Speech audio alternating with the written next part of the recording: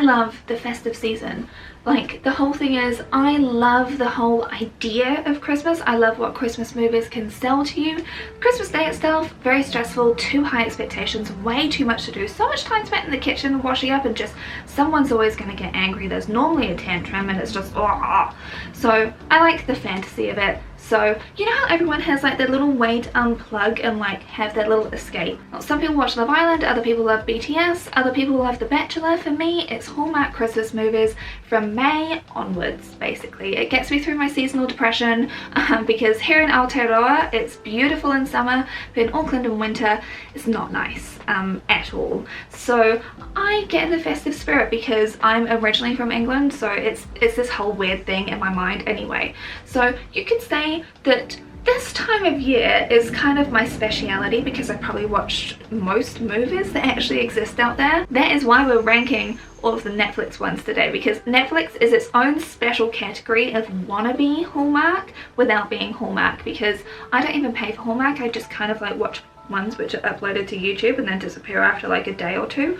Don't tell them that though. The thing is that Netflix is kind of like wannabe Hallmark, but it can actually stretch things a bit further. Like they can feature alcohol a bit more, they can feature certain things a bit more, they can have LGBTQIA plus representation, which they've only really just taken advantage of this year, but you know, whatever, we'll just still kind of hold that against them in a way.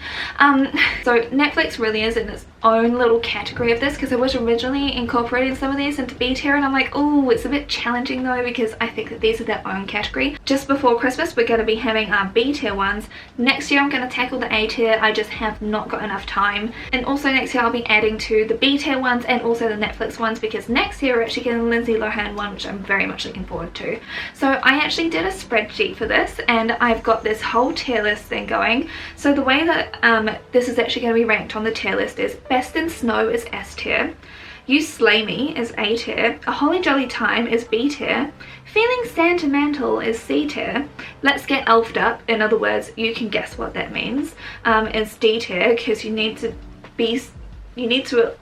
not be sober to get through it if it's in that tier. Resting Grinch Face is E tier, and Get the Elf Out of Here is F tier. So of course I'm ranking these against each other and kind of like putting them in like my mind in the Hallmark sort of ballpark, so then it's actually creating equity, because if I rank them against like It's a Wonderful Life or Home Alone or something, that's just not fair to these movies. We need to kind of like actually have them categorized against each other, otherwise you're creating like this very unfair kind of world. Anyway, this is just a whole bunch of fun. I'm creating this makeup look, everything's listed down below, all cruelty-free, vegan, not owned by parent companies that tested animals. This is just going to be a whole lot of fun. Grab your wine or hot cocoa, whatever you want to drink. I don't really care, I just want you to have a good time. So I also judged all of these on camp factor, if they're unironically funny, quotability, the meme factor of them, the cheese factor, if they've got heart, the music, the rewatchability, and also the aesthetics, the prettiness, the fantasy, you know, because that's very important if you're after like an escapist festive movie. Oh, and also if it doesn't have a festive message in it, then it's not a festive movie.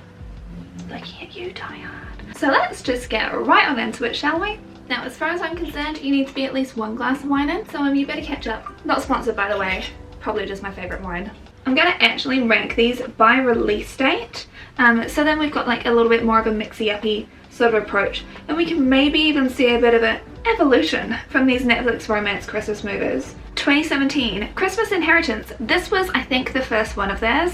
This really was like their first attempt at Hallmark and like actually trying to be there. The lead actress is from The 100, and I was like, ah, I only just recognized it on second watching. I was like, I know that face, I know that face. Ah, the bossy one. Yeah, got it. She's actually a good actress, which kind of carries this movie a lot better as well.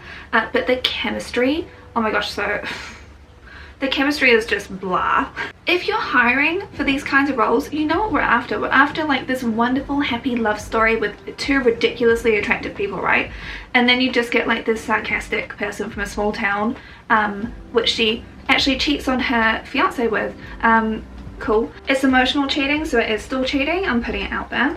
But of course this is the socialite that falls from grace and then has to go to the small town where the business was founded to like learn from the people and all of that good stuff. The town's pretty cute. Oh, also the most unrealistic stuff as per usual with all of these is the business thing. So the business pivot at the end, I'm like, cool, yeah, just give her like this company that you two like grew over decades. Yeah, it makes perfect sense. Like she went to a small town once, she can totally run a business. Totally. But anyway, it's pretty cute, it's pretty harmless. Also, side note, I would not be having 3 people, including a brand new born baby, sleeping in my room with me. What the hell? I would just take a couch downstairs and sacrifice the whole room because there's no way I could actually cope with that. So okay, so yeah, this one falls into the let's get elfed up category. It's much easier with a couple in you. The infamous one, the memed one. The one that everybody knows, that we all like gathered together over hating. A Christmas Prince, right? 2017. Literally every single possible cliche you could chuck into one of these movies, they have. A country called Belgravia that sounds like you'd get amazing roast from? Check. A writer protagonist who has like worse note taking than me but is regarded so highly? Check. Like this movie is so endlog, it's actually hilarious. Do the leads have any chemistry as well? No. Hello Wind making a guest appearance today. Like, it is the perfect AI-made Christmas movie that's just watched every Hallmark movie ever, and it's so gloriously bad. Like, you do have to have a couple to watch this one, but it's actually more enjoyable because it is just that bad. It does fall into the it's so bad it's good category. Oh, and also it's beautiful. Like, I'm amping it up a couple of points because it is beautiful. I'm putting this into feeling sentimental. Some of the shots that they do, like the cinematography can be so bad. Just have a watch party with your friends, you'll have a really fun time. It definitely does get those Christmas vibes of unity going when you can like roast this with everyone else though, right? Now on to 2018, A Christmas Prince, The Royal Wedding. Yeah, it's still here. We know it's a trio. We know it's coming. They saw the memes. They know how much everyone roasted this movie and they lent into it in the best way possible. It's like Mickey knows that he's wearing gloves and it's the most self-aware, hilarious thing ever. This is better than the first one for this reason. I will fight you on this. Actually, like a witch in a corner cackling. Oh, also they fully replace the father in this and make it into an actual joke. Like, they know just how bad this is, and you can tell the camaraderie between the cast this time because they're just like, you know what, screw it. We're in this together, we already signed up to this 3-year contract, let's do it. Like, every possible cliche, every possible thing that they could like try and make into a meme, they absolutely did. Everything is amped in cheese factor, cliche, panto styling, everything, and it just makes it all the better. I'm purely placing this so high for roastability. This goes in You Slay Me. 2018 again, the holiday calendar. Okay, I actually really like this one. It is sentimental, it is sweet. Oh my gosh, the leads are so beautiful, like wow. Stunning people, my goodness, it's actually distracting how pretty they are. Of course, this is super predictable and like the photography that they're saying is amazing. So bad. It like assesses who is a decent person, what's actually just done for show and all of that good stuff. Like really good, nice messaging. It's the actors that really sell this because you can see how they're really trying in this, and it's like this, they have really good chemistry between the leads. It's very, very sweet. I really like this one.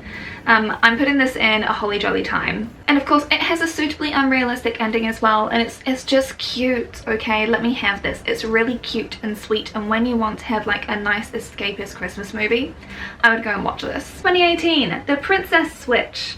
Oh, another trio, an infamous trio.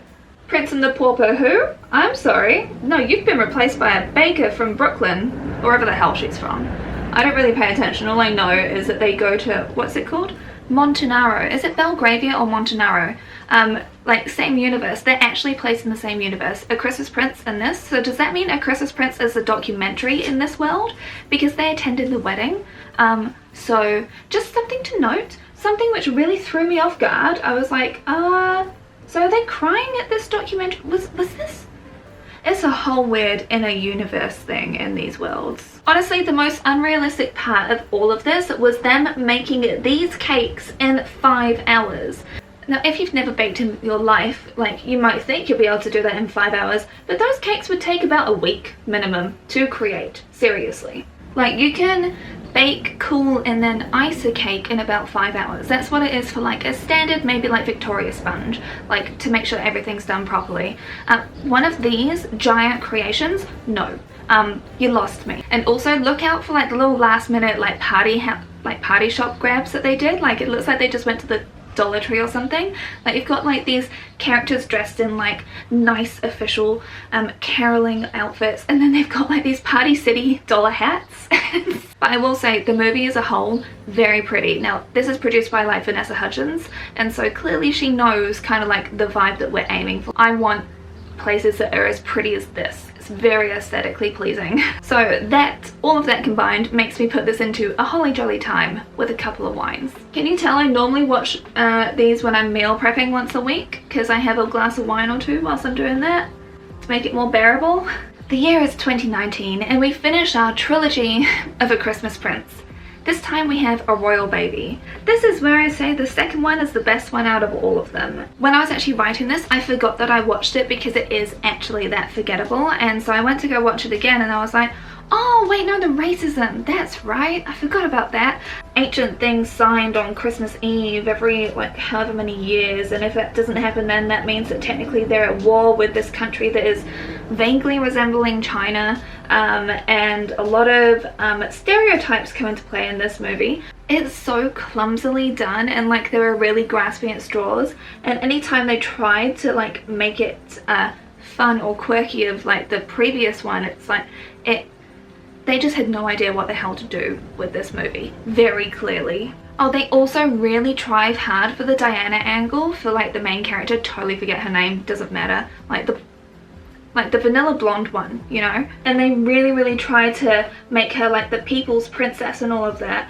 And it's like, do you know where you're standing? You stand where he stood. Like, you can really tell that nobody wanted to be that, myself included in this one. So for all of those reasons, I'm putting this into resting Grinch face. 2019, again, A Night Before Christmas.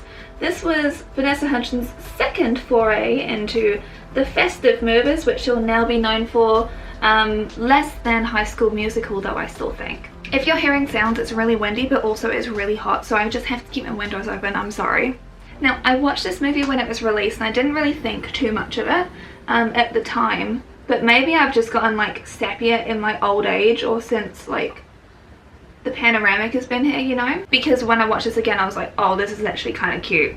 And the thing is that the guy that actually plays the knight, he's so earnest in this role, and everything's really pretty. There is a lot of that foam snow again, oh my gosh, always look out for it. And the wig on Mrs. Claus is like the most $2 wig I've seen in my life. Now look, I am still glad that obviously this is using fake hair, because I've already made a whole video about like the terribleness of the real hair industry, so go watch that if you haven't already. And I think that Vanessa's actually playing herself in this, because she's very much like, you know, N-Log, typical girl next door, very chill, very cool. And I honestly do not see a problem with any of this, and the charity aspects are actually really nice. Like, everything's really sweet and things are very pretty. Like, there's actually some genuinely funny moments in this, and I was catching myself like smiling without having to think about it. And I wasn't even drinking when I was watching this one. This was just when I was having my lunch breaks over a couple of days. So A Night Before Christmas is definitely going in a holly jolly time. 2019 again, Holiday Rush. Riches to Rags Tale, but actually I really like the way this one was done. The most unrealistic thing about this one is the fact that you've got a radio host who is treated and known as a huge celebrity everywhere, and I'm like, so you can afford this gigantic house, house your 4 children, one of whom is going to Harvard, and be building a pool, all of that on a single income? Like, what?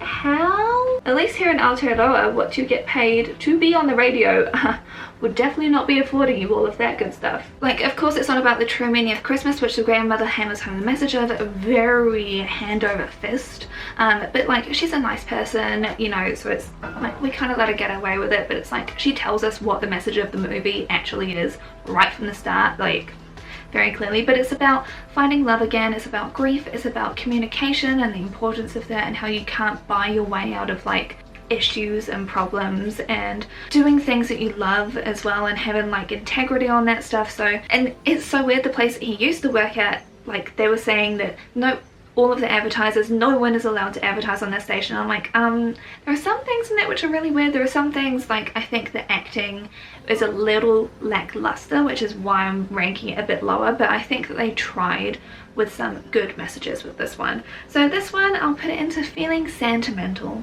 2019, Let It Snow. Now Anna Akana is in this, so of course I had to include this. Now this is kind of falling into the romance thing, because this is what I think is teenager version of Love Actually, but with way healthier relationships. I don't think that 32-year-old lady is the right demographic for this, but I do fully understand why people that are like younger, like whether you're teenage or early 20s, why you'd actually really like this one instead, like with the whole found family things, with people being a bit two-faced.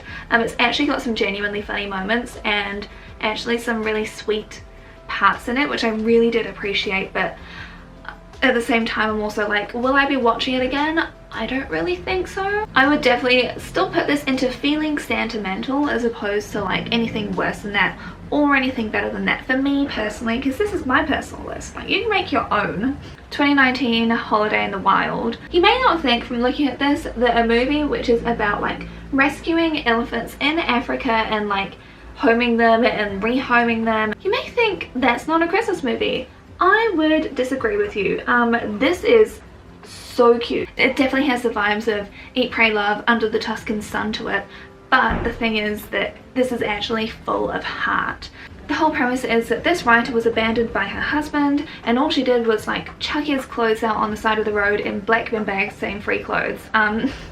She clearly doesn't have the Scorpio energy I do, but that's cool, to each their own. You're more mature than me, whatever. Now they were going to be going on their 10-year anniversary trip to Africa to like go see the elephants and do all of that cool stuff, which the movie definitely showcases incredibly well. And so she goes on the trip anyway, and then after landing she gets reminded of all this couple stuff and, oh, my husband doesn't love me anymore. But then Rob Lowe just comes in and like, whose day would not get instantly better? I mean, he's literally one of the best people on the planet. Literally the greatest town in the country.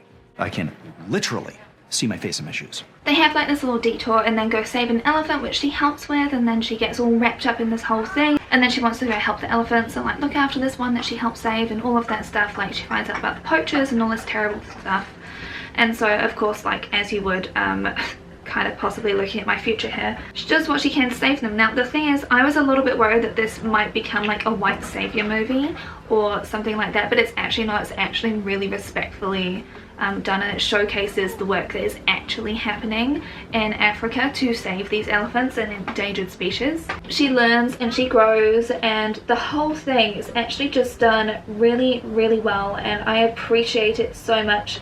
And like, the relationships develop naturally. The most unrealistic thing, right, is the fact that her son just popped on by to this little remote village just for Christmas. And I'm like, we're living in very different worlds, because this is not like a simple 1-hour drive away. This is a multi-hour, multi-flight trip that this dude is having to make.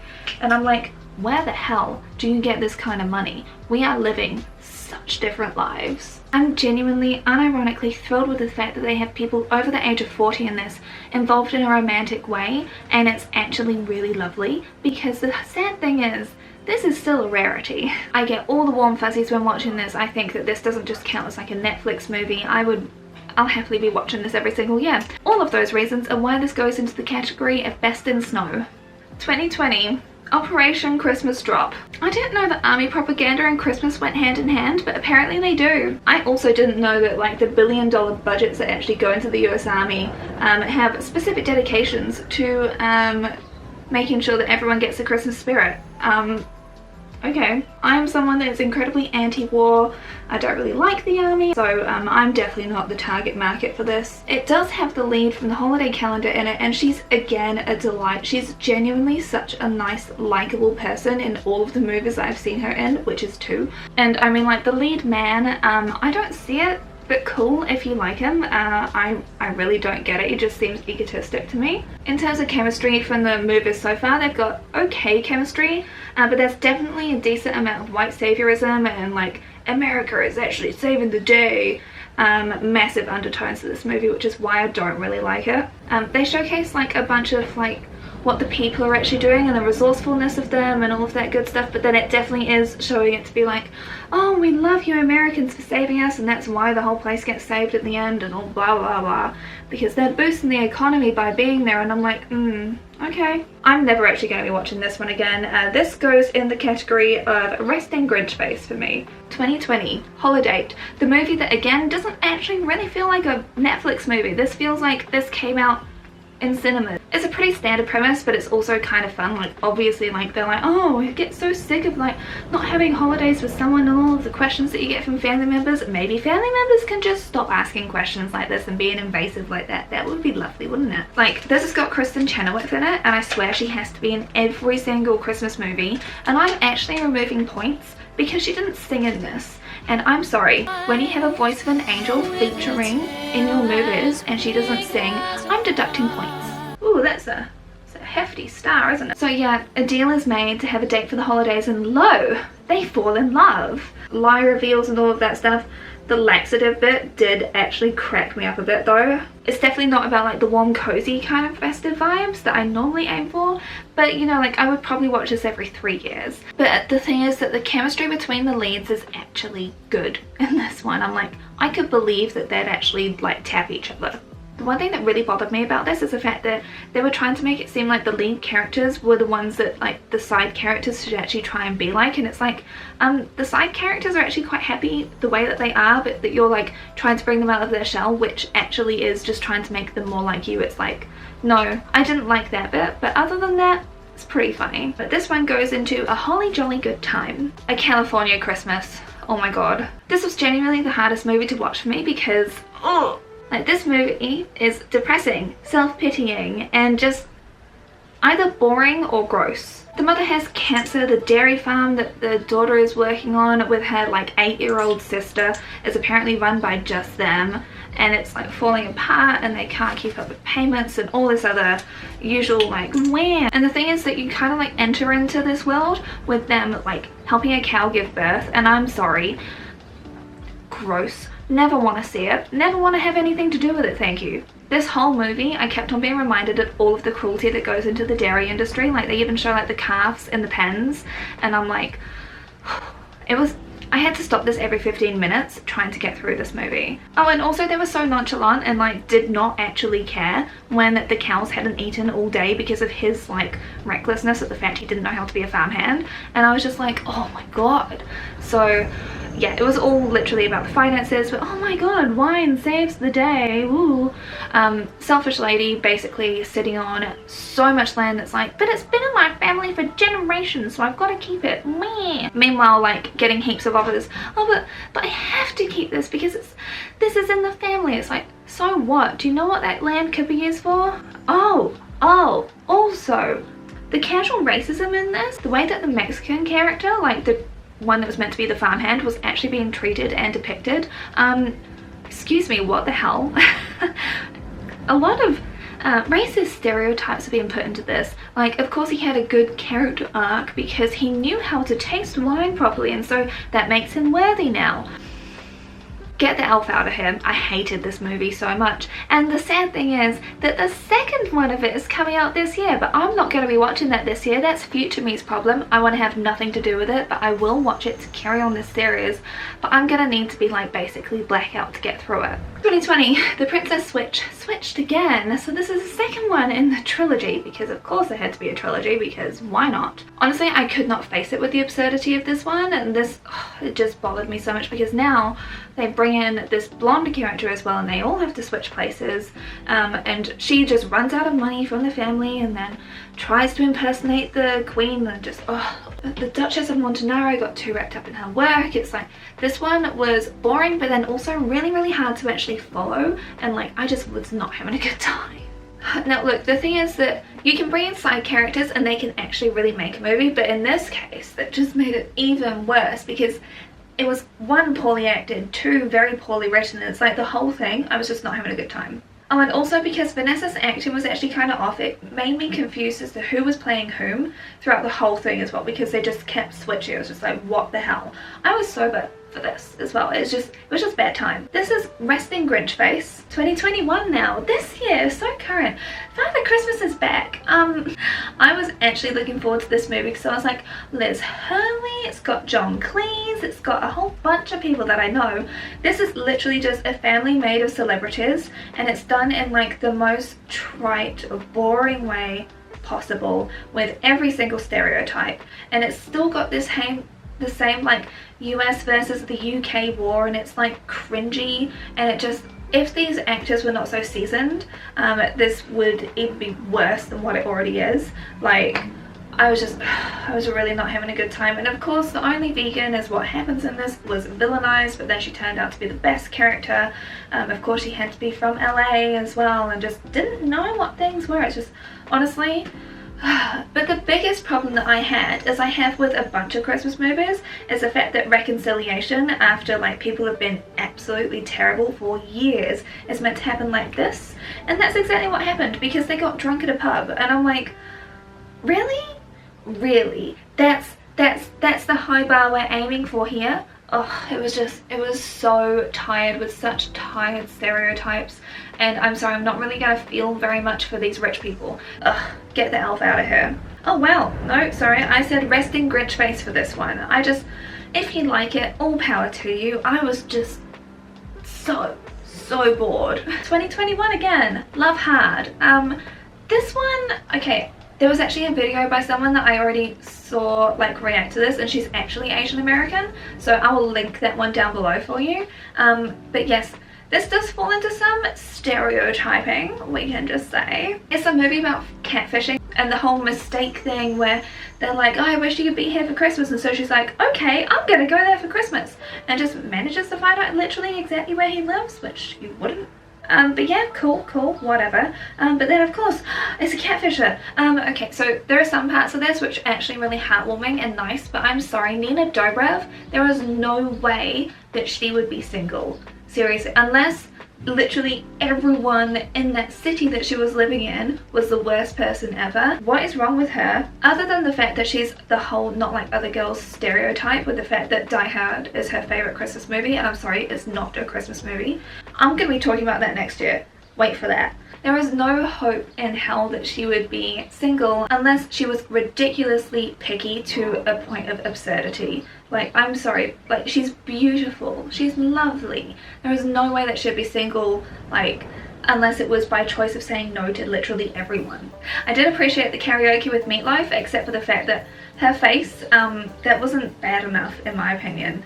It was played up a bit too much, but I would jam out to Meatloaf anytime it's on. High key, still would. Now, did I get some warm fuzzies from this? Yes, especially from the whole like Baby It's Cold Outside consensual rendition.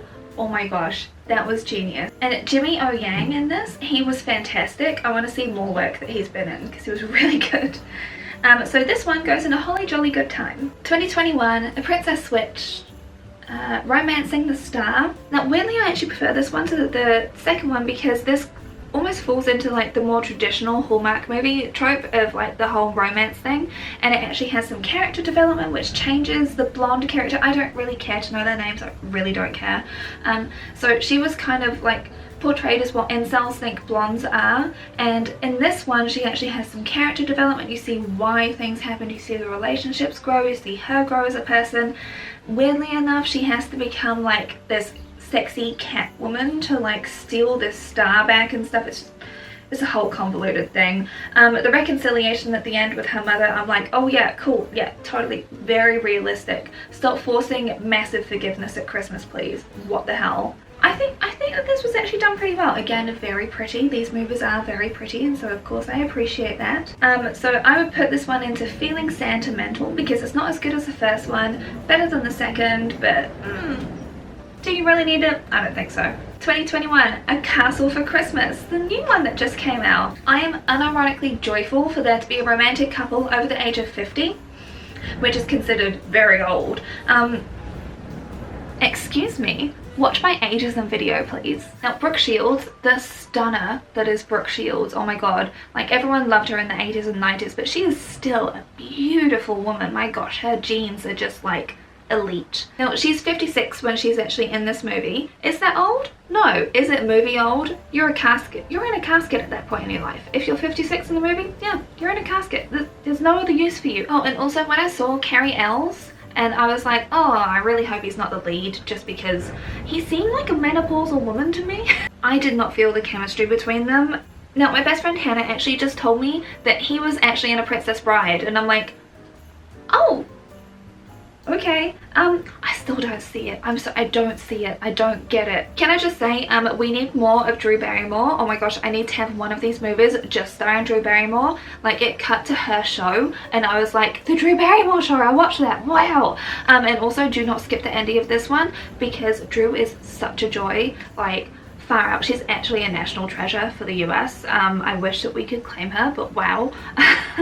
Such a good time. The camaraderie in this movie is really nice, the messaging is really nice, and plus, who doesn't love see like a castle get transformed for Christmas? Very sweet. I actually had a pretty good time with this one. I'm putting this one in a holly jolly time. I would be watching this every other year, I think would be good enough for me. Do I know if any of this is accurate to Scotland? Not a clue. I like the camaraderie with the villagers, the pub being that sparse and also that clean. Very unrealistic. Come on, what the hell. And the last one, 2021, Single All the Way. Finally, everything that I want in a Christmas movie is in a Christmas movie. This was all of the camp, fun, goodness, escapism, everything that I could ask for. Unironically, I'll be watching this again this year, and we're still in 2021. I'm gonna be watching this again. I had such a good time. So like the first 15 minutes I was getting very much Will and Grace vibes, and I was like, ooh, okay, are we really going down that road? But after 15 minutes, it stole my heart. Genuinely so here for it. It is hilarious. Finally, we get our first LGBTQIA+ couple, like actually a gay lead character. Not just like around the traps and like the side character, like what happened in Let It Snow. Lead romantic role character. Like, the thing is that they do not have the trappings of like the religious history of Hallmark, so they could have done this right from the start. And oh, the chemistry is so good, and he's a plant parent and he loves his plants. And the Britney song, oh my gosh, the Britney song in this was so good, and it's got Jennifer Coolidge in it, and it's like, this is such a good movie. I love it so much. So unironically, and it's got all of the nice messages, and oh, the ending is so sweet, and it's like, it's everything. It's everything that I could want from a Christmas movie. So yeah, obviously, this this is S tier. This is going in best in snow. Such a good time. So what are your thoughts on all of this? Do you agree? Do you have any commentary on the way that I've ranked these? If you do, I actually calculated how many hours of my life I've spent on this. Because you can shut up and watch 28.5 hours of the movies that I've had to watch over the past 3 weeks, trying to get through this, along with working full-time, along with trying to work on my other videos and like try and keep my sanity. And then you can also spend 25 hours working on a video for it, and then you can have an opinion, okay? Otherwise, you can just say, great job, well done, I love you. That would be fantastic. I really hope that you enjoyed this. I really just wanted to have like a good kind of sleepover time. That's why I went for like this very feminine sort of Barbie Does Christmas look, because this is like, when it comes to like these romantic lead movies, I always think of like a girly sleepover, because that's what I would absolutely be doing, is like having wines with my friends and having a sleepover and doing our makeup together. That's kind of the vibe of all of this. Anyway, lovelies, thank you so much for watching. Next week we're going to be covering Dolly Parton, as was voted by you, because who doesn't love Dolly at this time of year especially? Oh, so it's going to be great to do a tragic icon who isn't actually a tragic icon. She's just from a troubled background, but oh my gosh, I'm so looking forward to that. So everything I'm going to be watching from this point onwards is to do with Dolly, until that comes up next week. And then the week after that, we're going to be focusing on the B tier movies. I can't watch them all, but I'm going to be limiting it to like maybe 20, so that I can actually rank those as well. Don't forget to subscribe. So last week I actually covered Elf, which is just up here, or I think you may like this video actually. So thank you, lovelies, so very much for watching, and I'll see you again next time. Bye!